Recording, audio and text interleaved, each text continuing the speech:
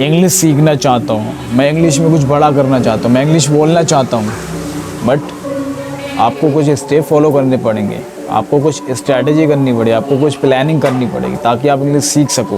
कहते हैं ना कि सोचने से हम क्या नहीं कर सकते हैं। इंग्लिश को अगर सोचें हम, अगर उसको समझें, अगर उसकी अंडरस्टैंडिंग करें तो हम ईज़िली सीख सकते हैं। जब मैं हिंदी मीडियम में था और अच्छे से इंग्लिश नहीं बोल पाता था तो मैंने कुछ ऐसे 5 टिप्स फॉलो किए जो मैं आज अच्छे से इंग्लिश बोल सकता हूँ। तो मेरा नाम है केशव, आप देख रहे हैं गुरु विद्या यूट्यूब चैनल। तो स्टार्ट करते हैं फिर। सबसे जो पहला टिप है वो है सोचने की थिंकिंग। हम सबको सोचना पड़ेगा, इंग्लिश में सोचना पड़ेगा, इंग्लिश के बारे में समझना पड़ेगा। जैसे कोई भी आप स्टोरी क्रिएट कर रहे हो, कोई भी आप दिन की एक्टिविटी करते हो, उसको एक स्टोरी की समझ में समझना पड़ेगा। मतलब ये कोई ज़्यादा मुश्किल नहीं है, आपको सिर्फ सोचना पड़ेगा। मतलब ये जैसे आप मार्केट गए हो, आप कहीं कोई भी चीज़ परचेस करने गए हो तो उसके बारे में सोचो, इसकी मीनिंग क्या होगा, इसका वर्ड क्या होगा, इसकी सेंटेंस क्या बनेगा, इसको यूज़ कैसे करेंगे हम, राइट। नंबर 2 आता है आपका शॉर्ट वर्ड।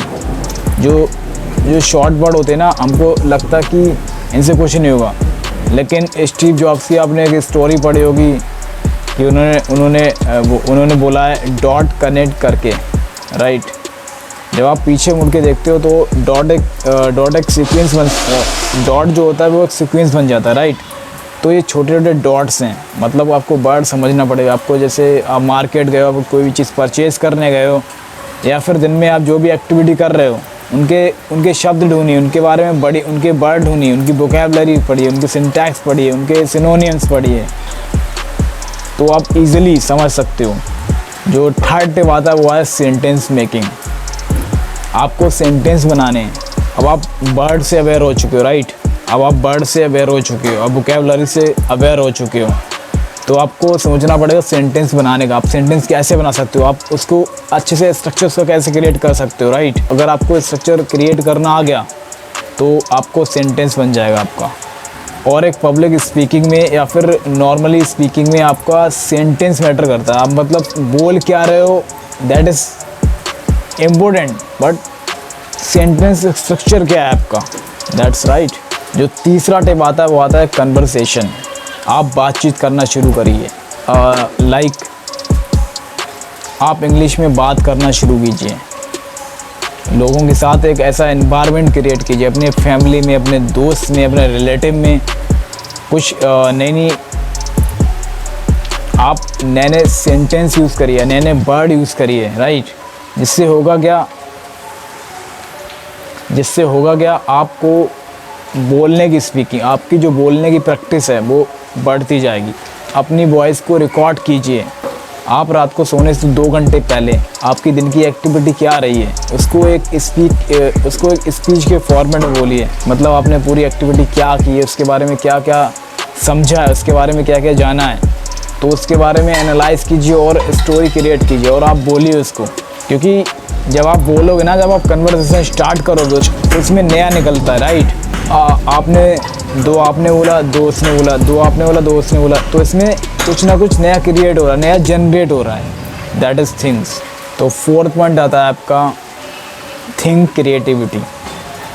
आपको क्रिएटिव सोचना है। ऐसा नहीं है आपको रोज़ वही सेंटेंस, वही स्ट्रक्चर आपको फॉलो करना है, आपको चेंज करना है, आपको चेंजेस लाने हैं आपको। क्योंकि आप चेंजेस जब आप लाते हो तो आप कुछ ना कुछ नया सीखते हो, कुछ ना कुछ नया होता है उसमें। क्योंकि चेंजेस होना बहुत ज़रूरी है, इम्प्लीमेंट होना बहुत ही ज़रूरी है। इम्प्लीमेंट के बगैर आप कुछ आगे नहीं बढ़ सकते हो, राइट।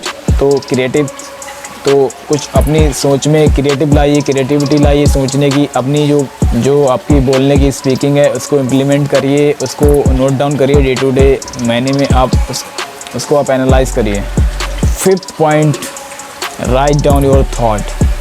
जब तक आप अपने सोचने की स्किल को राइट नहीं करोगे ना तो आप नहीं जाओगे आगे। क्योंकि जब आप सोचने पे फोकस करते हो, आप ये करते हो कि मैं इसको राइट डाउन करूँ अच्छे से। राइट डाउन करके आप राइट डाउन कैसे कर सकते हो, how to write the story.